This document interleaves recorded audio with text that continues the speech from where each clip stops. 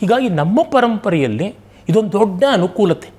ಒಮ್ಮೆ ಸ್ವಾಮಿ ಚಿನ್ಮಯಾನಂದರನ್ನು ಯಾರೋ ಕೇಳಿದಾಗ ಸ್ತ್ರೀಯರಿಗೆ ಸ್ಥಾನಮಾನ ಇತ್ಯಾದಿ ವಿಷಯ ಬಂದು, ಮತ್ತು ದೇವತಾ ರೂಪವನ್ನು ಸ್ತ್ರೀ ಅಂತ ಕೂಡ ಒಪ್ಪಿಕೊಳ್ಳಬಹುದಾ ಅಂತ.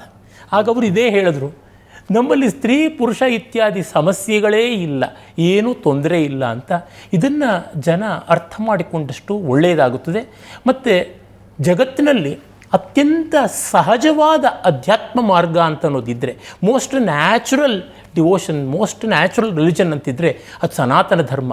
ಪ್ರಕೃತಿಗೆ ಅಷ್ಟು ನಿಕಟವಾಗಿದೆ, ಅಷ್ಟು ಸಹಜವಾಗಿದೆ ಎನ್ನುವುದು ಇದೇ ಕಾರಣದಿಂದ ಅಂತ ಗೊತ್ತಾಗುತ್ತದೆ. ಅವಿರೋಧ ನೋಡಿ, ವೇದಗಳಲ್ಲಿಯೇ ನಮಗೆ ಈ ಸ್ತ್ರೀ ಪುರುಷ ಇವೆಲ್ಲ ಸಂಕೇತಗಳನ್ನು ಇಟ್ಕೊಂಡು ಅದನ್ನು ಮೀರ್ತೀವಿ.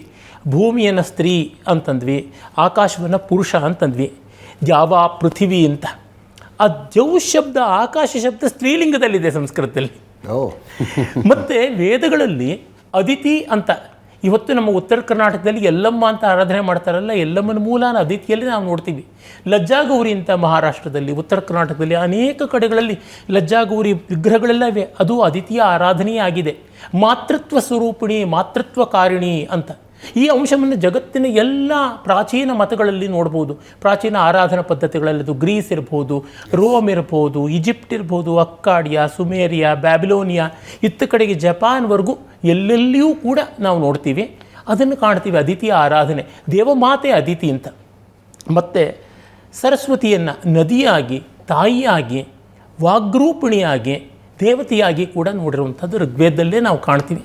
ಅಂದರೆ ಎಲ್ಲ ನದಿಗಳನ್ನು ನಮ್ಮಲ್ಲಿ ಸ್ತ್ರೀರೂಪವಾಗಿ ಕಂಡಿರುವಂಥದ್ದನ್ನು ನಾವು ನೋಡ್ತೀವಿ. ಎಲ್ಲ ನದಿಗಳನ್ನು ಆರಾಧನೆ ಮಾಡಿದ್ದಾರೆ. ಹಾಗೆ ಬಳ್ಳಿಗಳನ್ನು, ಕಾಡನ್ನು ಅರಣ್ಯಾನಿ ಅಂತ, ಈಗ ಬನಶಂಕರಿ ಅಂತೀವಿ, ವನದುರ್ಗೇರು ಅಂತೀವಿ, ಅದಕ್ಕೆ ಮೂಲ ವೇದದಲ್ಲಿ ಬರ್ತಕ್ಕಂಥ ಅರಣ್ಯಾನಿ. ಹಗಲು ಕೆಂಪಾಗ್ತಾ ಇದ್ದಂತೆ ಉಷೋದೇವಿ, ಆ ಕೆಂಪು ಅರುಣರಾಗ, ಅದನ್ನು ಉಷಾದೇವಿ ಅವಳ ಅತ್ಯಂತ ಸುಂದರವಾದ ನರ್ತಕಿ ಕುಣಿದಾಡಿಕೊಂಡು ಬರ್ತಾಳೆ. ಕೆಂಪಗಿರ್ತಕ್ಕಂಥ ಎತ್ತುಗಳಿಗೆ, ಗೀರ್ ಜಾತಿಯ ಎತ್ತುಗಳ ಮೇಲೆ ಸಂಪತ್ತಿಯನ್ನು ಹೊತ್ತುಕೊಂಡು ಬಂದು ಜನರಿಗೆ ವಿತರಣೆ ಮಾಡ್ತಾಳೆ ಅಂತ ಹೇಳ್ಬಿಟ್ಟು ಕೊಂಡಾಡ್ತಾರೆ ವೇದರ್ಶಿಗಳು, ಋಗ್ವೇದದಲ್ಲೇ ಕಾಣಿಸುತ್ತೆ. ಹಾಗೆ ರಾತ್ರಿಯೂ ದೇವತೆ ಅಂತ, ರಾತ್ರಿಯ ಭಯದಿಂದ ನಮ್ಮನ್ನು ಕಾಪಾಡು ಅಂತ ಪ್ರಾರ್ಥನೆ ಮಾಡುವಂಥ ರಾತ್ರಿ ಸೂಕ್ತಗಳು ಬರ್ತವೆ.